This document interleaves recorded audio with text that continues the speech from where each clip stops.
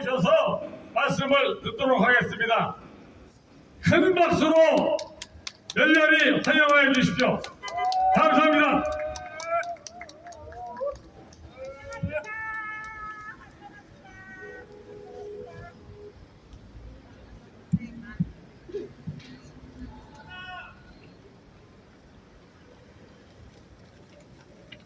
우리 교수님, 저를 너무 이렇게 화려하게 소개하시는데요. 저는 대한민국 그냥 평범한 국민이고 국민된 도리로서 나와서 진실을 외칠 뿐입니다. 저는 자유대한민국 국민 김미자입니다. 오늘도 지난주에 이어 박근혜 대통령님께서 더 중앙 플러스에 연재하고 계신 회고록을 낭독해 드리겠습니다. 지난주엔 유승민에 대해 말씀하신 것을 낭독해 드렸는데 이번 주에는 김무성에 대해 말씀하신 부분을 저의 생각을 곁들여서 낭독해 드리겠습니다. 오늘 제목은 박근혜 회고록 20편 3화 유승민 그리 키울 일 아니었다. 2016년은 정말 되는 게 없었다입니다. 한국에서 청와대와 여당의 관계는 미묘하다. 집권 초기에는 청와대와 여당이 일심동체처럼 움직이지만 시간이 흐를수록 양쪽의 견해차가 점점 심해진다. 더는 선거에 나설 필요가 없는 대통령은 정해진 5년 임기 내에 해결해야 할 과제들을 언제나 최우선으로 생각한다. 그러나 국회의원들은 다음 선거에서의 당선을 최우선 목표로 움직이기 마련이다. 대통령이 국가를 위해 꼭 필요한 일이라고 아무리 강조해도 선거에 도움이 안 되면 여당은 적극적으로 나서지 않는다. 그래서 대통령 입장에서 여당과의 관계를 잘 유지하는 것은 성공적인 국정 운영에 매우 중요하다. 그런 측면에서 내가 재임 중에 새누리당과의 관계를 보다 원만히 풀어가지 못한 건 큰 회한으로 남아있다. 환경관계에서 전기점이 생긴 것은 2014년 7.14 전당대회였다. 황우여 대표가 2년의 임기를 마친 뒤 새 대표를 뽑는 경선이 벌어졌는데 서청원 의원과 김무성 의원이 양강 구도를 형성했다. 나는 개인적인 관계로 볼 때 서청원 의원이 여당 대표가 되는 게 당청 관계에 좀 더 보탬이 될 것이라고 생각했다. 실제로도 당내 친박계가 주로 서 의원을 밀었다. 하지만 대통령이 직접 경선에 개입하면 부작용이 클 게 뻔해 내 의중을 내비치는 것은 최대한 자제했다. 그렇잖아도 서 의원과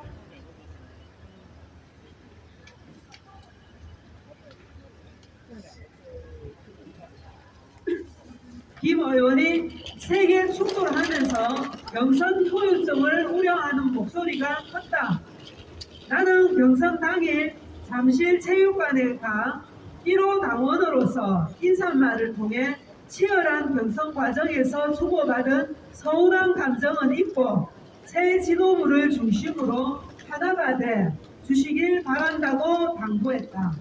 소제목 1.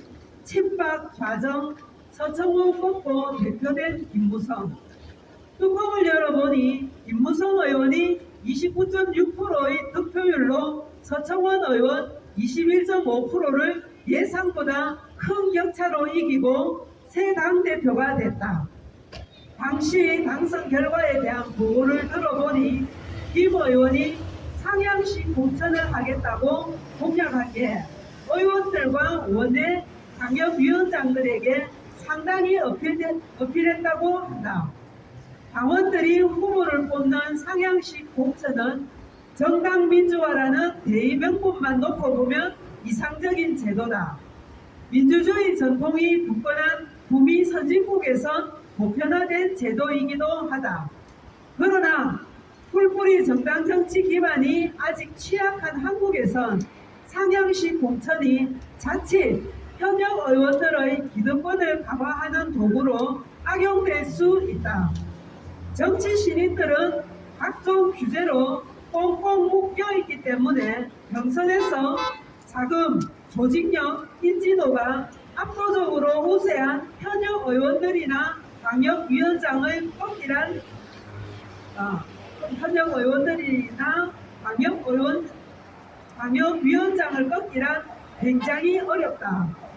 나는 그런 부분을 걱정하지 않을 수 없었다.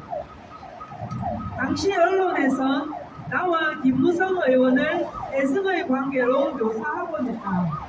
김 의원은 2005년 내가 한나라당 대표 시절에 사무총장으로 발탁돼 인연이 시작됐다. 2007년 대선 경선 때도 캠프에서 핵심 역할을 맡았다. 그러나 이명박 정부 시절에 소원해졌다. 2009년 5월 당시 청와대가 김 의원을 원내대표에 초대하려고 했으나 내가 반대하는 바람에 무산되는 일이 있었다. 2010년 세종시 수정안 논란이 결정적이었다. 당시 김 의원이 세종시 원안에 대한 절충안을 제시했지만 나는 가치 없는 얘기라고 잘랐다.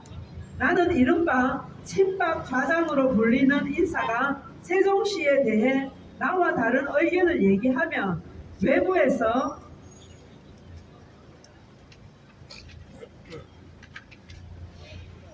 내 생각도 달라진 것 아니냐는 혼선을 줄 수 있다고 생각했다. 그래서 친박에는 좌장이 없다는 메시지를 던졌다. 그 후 김 의원은 친이계의 지원을 받아 한나라당 원내대표가 됐다. 그렇게 나와는 완전히 멀어지나 싶었지만 정치라는 건 앞날을 예단하기 힘들다. 김 의원은 2012년 대선 때 우리 캠프가 난조에 빠지자 총괄 선대본부장을 맡아 진영을 수습하고 대선 승리에 공로를 세웠다. 김 의원이 당대표가 된 것은 대선 기여도에 대한 당원들의 평가도 작용했을 것이라 본다. 소제목이 김무성 빼고 만찬, 오해 커져 아쉽다. 과거에 어쨌든 김무성 의원은 여당 대표가 된 이후 청와대와 호흡을 잘 맞춰보려고 의욕을 보이는 것 같았다.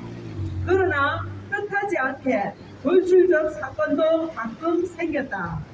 대표적인 게 2014년 10월 16일 개헌 발언이다. 김 대표가 방중 기간에 수행 기자들과 간담회를 하면서 정기국회 후 개헌 논의의 본물이 터질 것 같다며 오스트리아식 이원 정부제를 검토해야 한다고 말한 것이다. 나는 이미 그해 신년 회견에서 개헌 논의에 대해 개헌은 워낙 큰 이슈이기 때문에 한번 논의가 시작되면 블랙홀같이 모두 거기에 빠져들어서 할 것을 못한다며 반대한다는 입장을 분명히 밝혔다. 민생 안정과 경제 희생에 총력을 기울여야 할 시점에 정치권이 엉뚱한 데 에너지를 소모하면 안 된다는 생각이었다. 그래서 김 대표 발언 직전인 10월 6일 청와대 수석 비서관 회의에서도 나는 개헌론은 경제를 삼키는 블랙홀이 될 것이라며 재차 개헌 논의 자제를 요청한 상태였다. 그런 대통령의 입장을 모를 리 없는 여당 대표가 기자들 앞에서 느닷없이 개헌 얘기를 꺼냈으니 당연히 파장이 클 수밖에 없었다.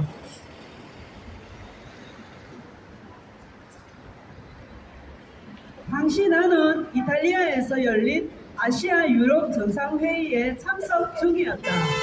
한국에서 온 김 대표 발언 소식을 듣고 곤혹스러웠다. 그나마 다음 날 곧바로 김 대표는 공개석상에서 자신의 발언이 불찰이었다고 해명했다고 보고받았다. 본인이 발언을 취소한다는데 내가 더 말을 보태고 싶진 않았다. 그 뒤로 김 대표는 여권의 최대 현안이었던 공무원 연금 개혁에 발벗고 나섰다. 공무원 연금법 개정안을 직접 대표 발의했고 인기 없는 개혁을 주저하는 여당 분위기를 바꾸기 위해 노력했다. 요지부동인 야당과도 타협안을 만들기 위해 애쓴 것으로 안다. 그렇게 김 대표와의 관계가 계속되나 싶었는데 또다시 뜻하지 않은 악재가 생겼다. 2014년 12월 19일 대선 승리 2주년 기념으로 청와대에서 일부 친박계 중진 의원들과 비공개로 만찬을 했는데 여기에 김 대표가 빠진 사실이 뒤늦게 언론에 알려진 것이다. 사실 그날 만찬은 내가 제안한 게 아니고 당의 한 인사가 먼저 건의했던 것이다. 그분은 나와 김 대표의 관계가 껄끄럽다고 생각해 김 대표를 만찬 모임에 부르지 않았던 것 같다. 그날 조용히 밥만 먹고 끝났으면 별일도 아니었을 일인데 나중에 참석자 중 한 명이 만찬을 언론에 흘리는 바람에 일이 커졌다. 원래 그 무렵 나는 김 대표를 따로 한번 보려고 마음먹고 있던 차였다. 그런데 갑자기 언론에 김 대표를 뺀 만찬이 보도되면서 모양이 우습게 됐다. 이제 와서 김 대표에게 만나자고 연락하면 오해받기 딱 좋을 것 같았다. 일이 그렇게 되면서 김 대표와의 회동은 타이밍을 놓치고 말았다. 지금 생각하면 당시에 좀 어색하더라도 김 대표를 만나는 게 좋았을 것이란 생각도 든다. 지나고 나면 아쉬운 일이 참 많다. 박근혜 회고로 20편 하 유승민 그리 키울 일 아니었다. 2016년은 정말 되는 게 없었다.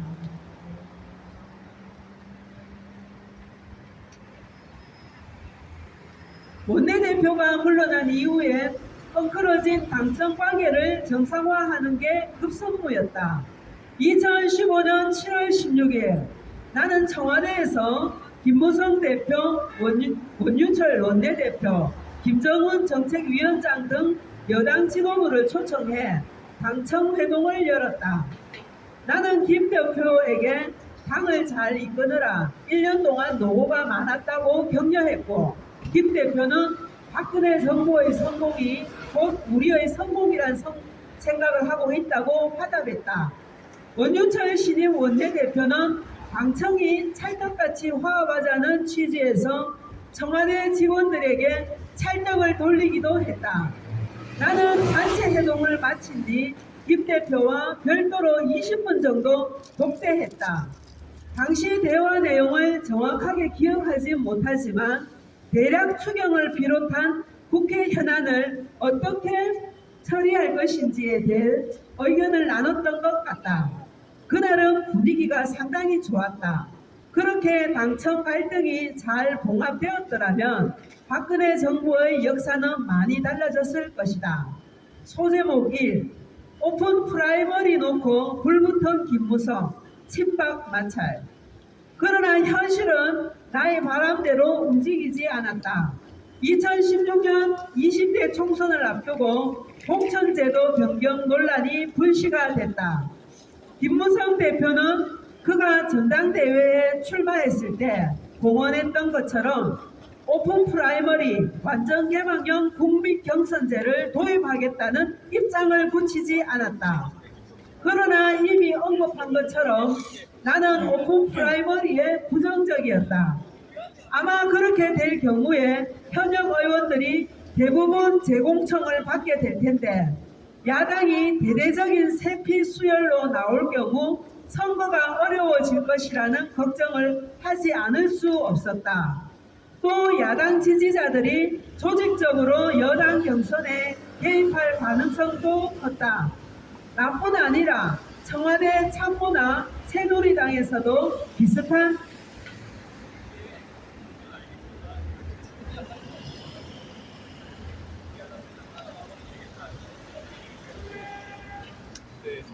보러 왔지 이런 생각이 들어요. 아파트 이런 우려를 하는 사람이 많았다. 그래서 그 문제를 놓고 2015년 가을부터 김 대표와 당내 친박계 인사들 사이에 마찰이 커졌다. 그러다 그해 9월 28일 김 대표와 새정치민주연합 문재인 대표가 부산에서 만나 안심번호를 활용한 국민공천제를 도입하기로 합의하면서 갈등이 폭발했다. 나는 당시에 유엔 총회 참석차 미국에 있어서 자세한 사정을 알지 못했다. 9월 30일 새벽에 귀국하고 나서야 현기환 정무수석으로부터 여야 대표 간 합의 내용을 보고 보고받았는데 문제가 크다고 판단했다. 그래서 김성우 홍보수석에게 즉시 안심번호 국민공천제의 문제점을 기자들에게 설명하라고 지시했다. 그 당에서 한동안 시끄러운 소리가 났지만 결국 기존 당은 당규의 틀 안에서 공천을 진행하는 것으로 결론이 났다. 당시 나는 이 공천 파동을 두고 대통령이 청와대 출신들을 공천해 주기 위해 김 대표를 압박했다는 식의 얘기가 나오는 게 불쾌했다. 나는 진심으로 오픈 프라이머리의 부작용을 걱정한 것 뿐이다. 나는 이병기 비서실장에게 당에서 오해하니 이번 기회에 총선 출마 의사가 있는 참모들은 거취를 정리해달라는 것을 전달했다. 이 실장은 출마설이 나도는 인사들을 일일이 다 접촉해 본인 뜻을 확인한 뒤 민경욱 대변인과 박종준 경호실 차장의 사표를 받았다. 어쨌든 2015년 가을의 공천 룰 갈등은 이듬해 벌어진 공천 파동의 예고편이었다고 할 수 있다. 소제목이 청와대에서 보고받은 여론조사, 당조사인 줄 알았다. 세간에 나에 대해 여러 가지 오해가 떠도는데 그중 하나가 내가 20대 총선 공천을 좌지우지했다는 것이다. 실제로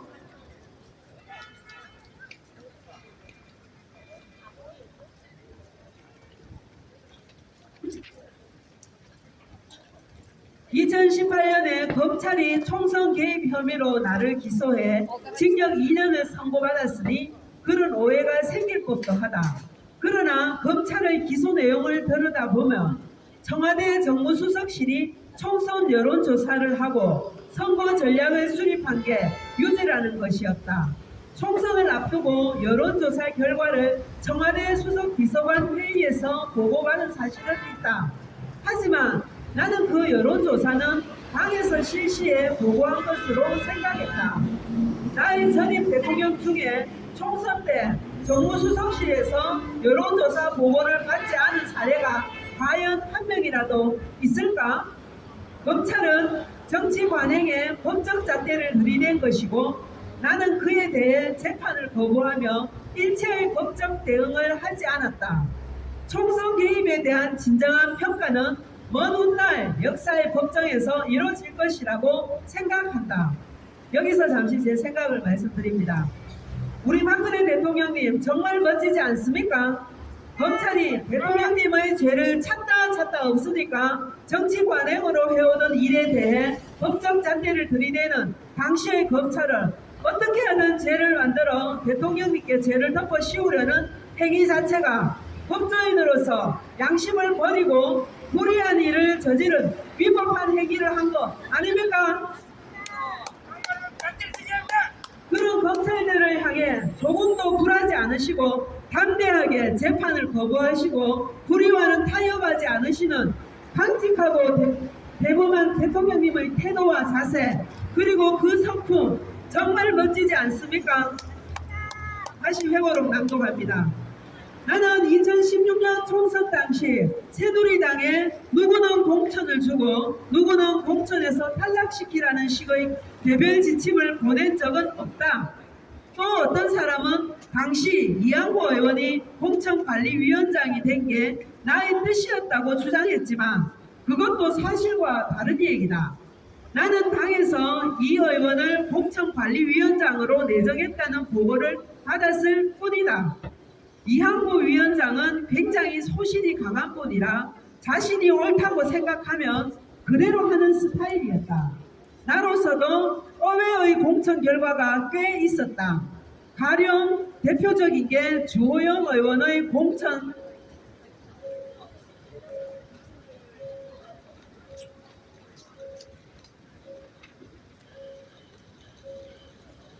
탈락이었다. 나는 주 의원이 공천에서 대절했다는 소식을 듣고 놀랐다. 주 의원은 이항구 위원장과 같은 대구 수성구 지역구였는데 두 사람 사이에 무슨 일이 있었는지 궁금했다. 하지만 대통령이 개별 공천에 관여하기 시작하면 또 다른 문제가 생길 수 있어 그냥 보고만 있을 수밖에 없었다. 그렇다고 내가 2016년 총선 공천과 아무 상관이 없다는 얘기는 아니다. 아마 나의 의중을 짐작한 참모들이 당과 여러 가지 공천 문제를 상의했을 것이다. 그런 부분에서 잘못이 있었다면 그에 대한 정치적 책임은 오롯이 나에게 있다.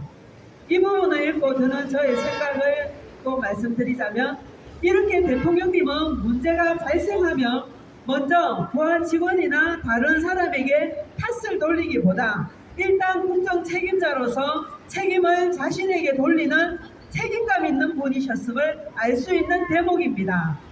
이런 모습이야말로 리더로서 책임감 있는 바람직한 모습 아닌가요? 다시 회고록 낭독합니다. 내가 2015년 11월 1일 국무회의에서 국민을 위해 진실한 사람들만이 선택받을 수 있도록 해주시길 부탁드린다고 말한 것도 불필요한 논란을 일으켰던 것 같다. 당시 나는 총선 때 나에게 도와달라고 그렇게 난리를 치더니 막상 당선된 뒤에는 정부 공약 실천에 관심이 없고 자기 정치에만 열중하는 일부 의원들의 행태에 큰 배신감을 느끼고 있었다. 그래서 정치인에게 자신의 약속을 지키는 신뢰가 중요하다는 점을 강조하려고 했던 말이다. 그랬는데 이 말이 당에선 누가 가짜 친박이고 누가 진짜 친박인지를 가르라는 방침처럼 유통됐다. 여기서도 잠시 제 생각을 말씀드립니다. 대통령님이 하신 말씀의 참뜻을 제대로 이해하지 못하고 자신들의 수준에 맞는 방식으로 해석하는 우리나라 국회의원들의 의식 수준이 어느 정도인지 잘 알 수 있는 부분이라 생각됩니다. 다시 회고록 있습니다. 심지어 집밥 감별사라는 신조어까지 나돌기 시작했다. 공천을 앞두고 의원들이 몰려다니며 새 과시용으로 사진 찍는 일도 많아졌다. 정말 그런 건 내 뜻과 무관한 일이었다. 그래서 나는 정무 라인을 통해 진박 감별론을 퍼뜨리는 인사들에게 당대 위화감을 조성하는 것은 자제해달라는 메시지를 전달한 적이 있다. 소제목상 부산 내려간 김무성 사상 초유 공천장 날인 거부.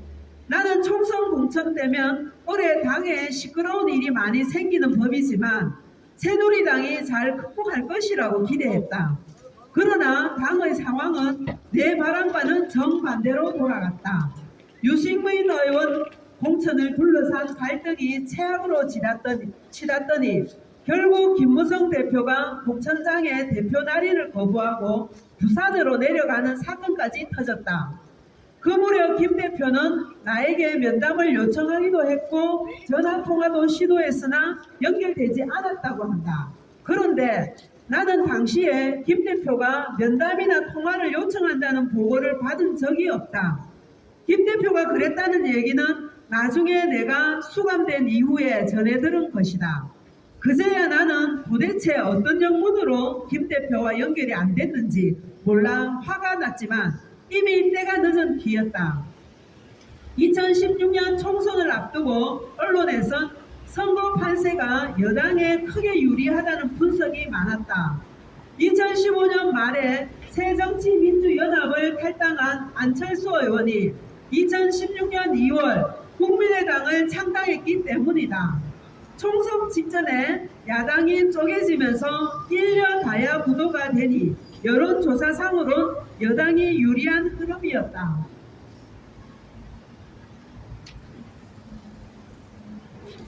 하지만 나는 김무성 대표의 날인 거부 사태를 보면서 선거가 쉽지 않겠다는 불길한 예감이 들었다.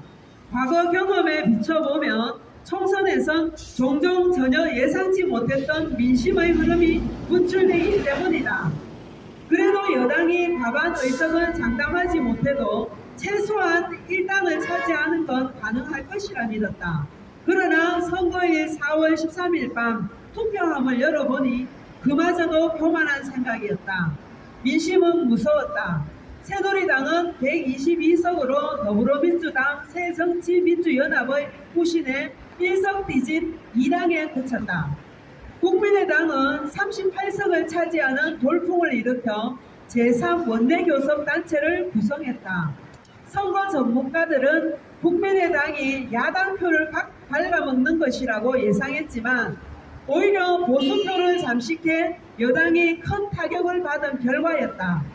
결국 이런 이변은 선거를 앞두고 여권이 보여준 한심한 자중질환에 대한 국민의 준엄한 심판이었고 궁극적으로 나의 책임으로 기결될 수밖에 없는 패배였다.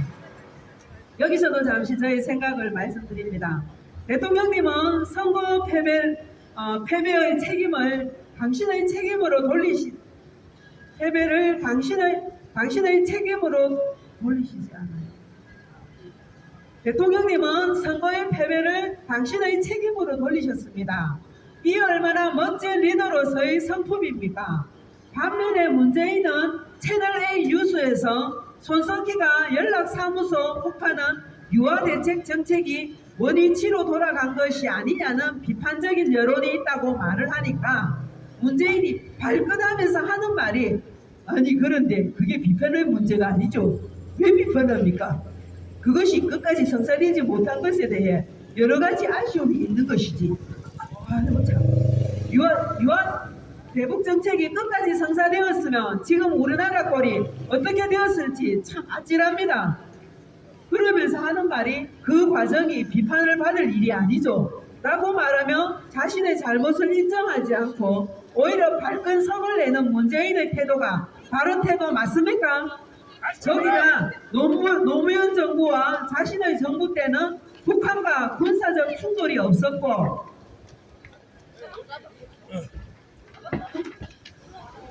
이명박 정부와 박근혜 정부 때 천안함, 연평도, 목함 지뢰 같은 군사적 충돌이 있었다. 그리고 우리 군인들 심지어 민간인들까지 희생되는 안타까운 일이 있었다고 말하며 누가 우리의 평화 안보를 잘 지킨 것이냐고 되묻는 문재인의 뻔뻔함이 정말 너무 어처구니가 없었습니다. 천안함, 연평도, 목함 지뢰 누가 먼저 침범한 일이었습니까? 북한 아닙니까? 국민의 생명을 위협하는 도발을 해오는데 그럼 가만히 있는 게 옳은 일인가요?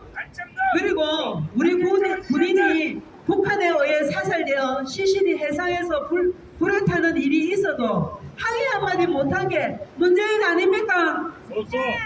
자신이 책임을 져야 될 일에 대해서는 사과 한마디 없고 오히려 역으로 누가 우리의 평화와 안보를 잘 지킨 것이냐고 되묻는 문재인의 뻔뻔함과 내로남불의 깊이가 도대체 어느 정도인지 가늠이 안 갑니다.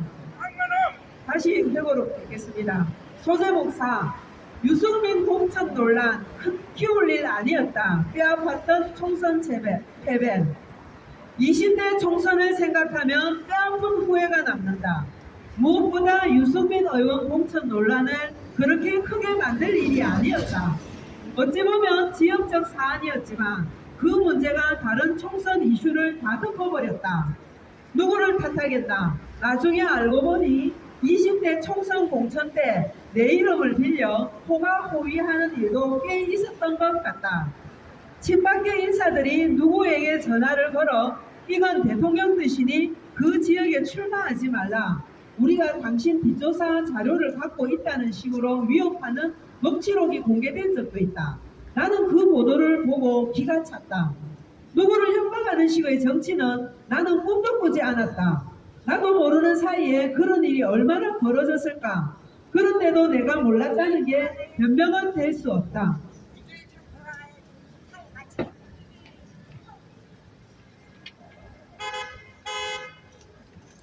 여기에서도 대통령님은 잘못하신 일이 아님에도 불구하고 그렇게 일이 진행되도록 몰랐다는 것은 변명이 될 수 없다며 자신을 질책하고 돌아보는 대통령님, 얼마나 훌륭한 성품을 가진 분이십니까? 다시 회고록 읽겠습니다. 생각이 다른 사람들이 함께 정치하는 것은 참 힘든 일이다. 우리나라의 보수 정당은 진보 정당보다 내부의 이념적 스펙트럼이 훨씬 다양하다. 1990년 3당 합당 때 두 보수 진영과 민주화 운동 그룹이 손을 잡으면서 생겨난 구조의 유산이다. 1998년 금배지를 달고 여의도에 입성해보니 한나라당에도 아버지에 대해 부정적인 인식을 가진 사람이 상당히 많다는 걸 알게 됐다. 그런 인사들은 딸인 나에 대해서도 본능적 반감을 품는 듯 했다. 북한 문제나 국가안보법, 종교적 등의 문제를 놓고서도 열린 우리당과 비슷한 생각을 하는 사람이 꽤 있었다. 원칙을 지키는 것보다 정치적 타협을 우선시하는 사람도 많았다. 2004년 국가보안법 폐지에 나선 열린 우리당, 당시 여당과 대치하고 있을 때 한나라당에서 너는 버티기 힘드니 여당과 타협하자는 의견이 나왔다. 한나라당 대표였던 나는 회의 때 그 말을 듣고 손으로 탁전을 내치며 도대체 국가관이 있는 거냐고 호통을 쳤다. 그 당시에 무리해서라도 국가보안법 폐지를 막았기에 망정이지 열린 우리당이 추진하던 일이 성사되었더라면 지금쯤 나라가 어떻게 됐을지 생각만 해도 아찔하다. 정말 아찔했네요. 그때 국가보안법이 폐지되었더라면 우리나라는 벌써 북한처럼 되었지 않았을까요? 그때 대통령님께서 한나라당 대표로 계셨던 것은 하늘이 우리 대한민국을 지켜준 것이라 생각이 듭니다. 다시 회고록 있습니다. 나는 대통령 임기의 대부분을 19대 국회와 함께 보냈다.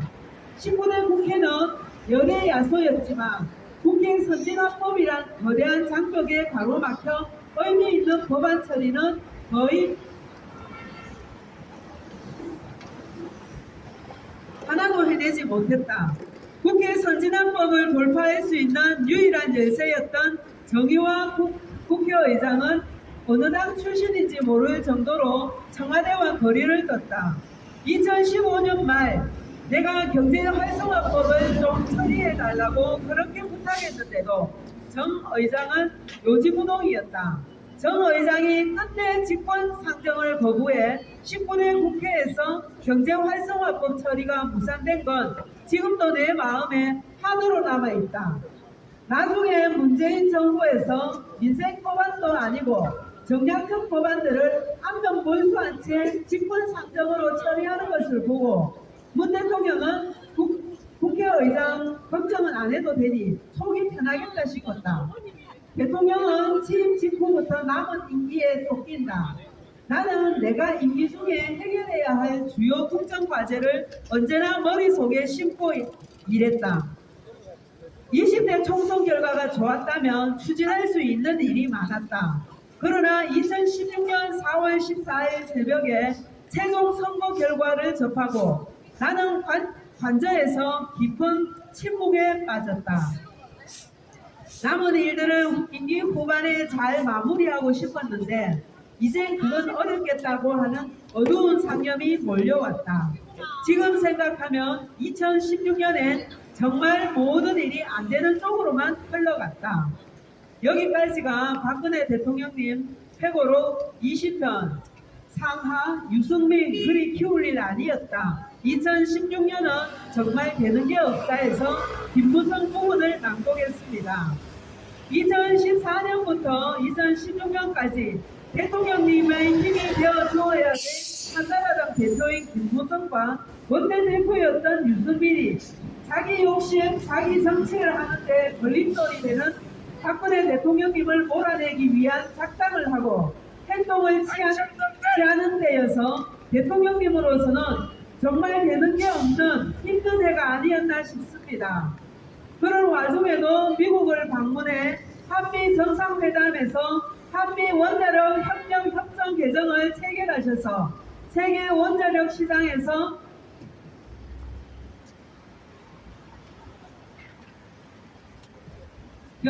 경쟁력을 확보하시고 전시작전권인 전자권 환수를 무기한 연기시킴으로써 안보를 튼튼하게 지키시고 국내 경제는 세수를 줄이고 공무원 연금개혁법 등 역대 정부에서 기피한 일들을 과감하게 시행하셨던 박근혜 대통령님, 정말 훌륭한 대통령님 아니십니까? 현재 많은 국민들이 문재인과 윤석열을 대통령으로 인정하고 있지만 저는 인정할 수 없습니다. 없어. 이렇게 나라와 국민을 위해 일하셨고 헌법을 준수하신 대통령님을 불법으로 감금시키고 대통령직을 찬탈한 자와 그 찬탈을 도왔던 윤석열이 문재인의 바톤을 이어 대통령직에 올라갔는데 어떻게 대통령으로 인정할 수 있습니까? 이런 저의 생각이 잘못된 것입니까? 대한민국 헌법이 정상적이고 원칙대로 한다면 문재인과 윤석열을 대통령으로 인정하지 않습니다. 없어. 왜냐하면 박근혜 대통령님은 헌법 84조에 명시된 외환과 내란죄를 짓지 않으셨고 거기다 임기가 남아있는 상태에서 불법으로 감금되셨기 때문에 대한민국 대통령이 대통령 자리가 빈 상태를 말합니다. 권리가 되지 않은 상태에서 대통령을 뽑는 불법을 저지른 자들이기 때문입니다. 없어. 그래서 헌법에서도 탄핵 인용이 안 되어 있습니다. 박근혜 대통령님은. 현재 윤석열이 국민투표로 당선되어 대통령직을 수행하고 있지만 그 선거는 문재인 불법 정부의 바톤을 이어받은 불법 선거를 통해 당선된 것이기 때문에 불법 정부인 것입니다. 그래서 헌법상으로는 정당성이 인정되지 않는 불법 대통령인 것입니다. 없어.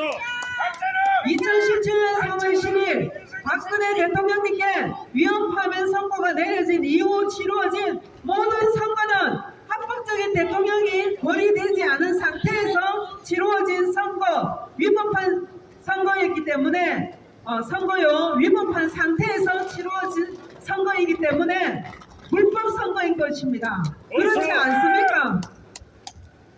하지만 하나님이 보호하사 현재 세상은 어둠에서 빛의 세상으로 점점 변하고 있습니다.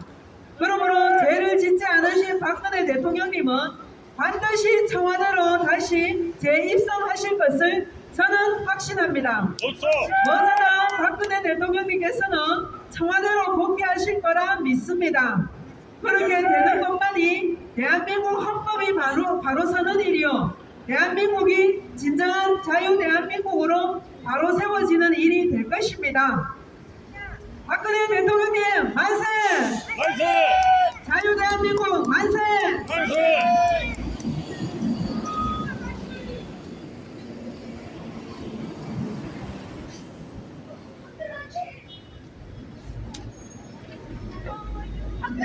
오늘 연설은 여기까지 하고 오늘도 우리 함께 박정희 대통령님께서 작사 작곡하신 나의 조국을 힘차게 부르며 애국심을 붙돋우고 박정희 대통령님께서 조국을 사랑하신 그 마음을 되새기는 귀한 시간을 가지며 마치겠습니다. 감사합니다.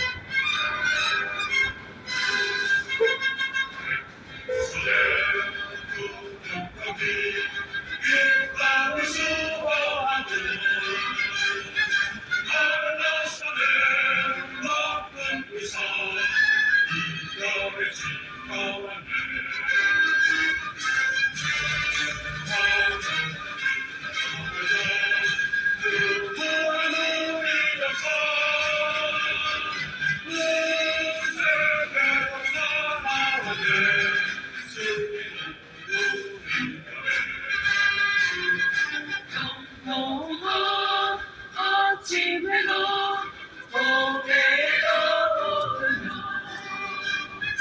구름에서 금수가서 여기는 나의 조상들의 뒷땅거리 너는 누워있어 내 몸 정성가에 이리기리 고정하세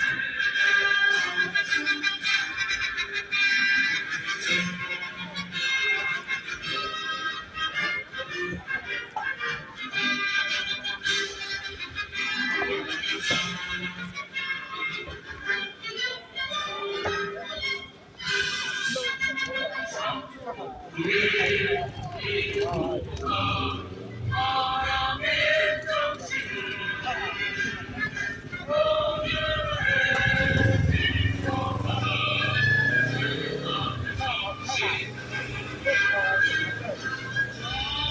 원대는 생존에 이것을 선도하여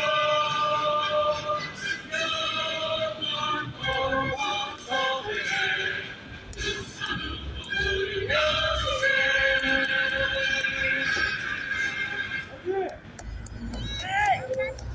감사합니다.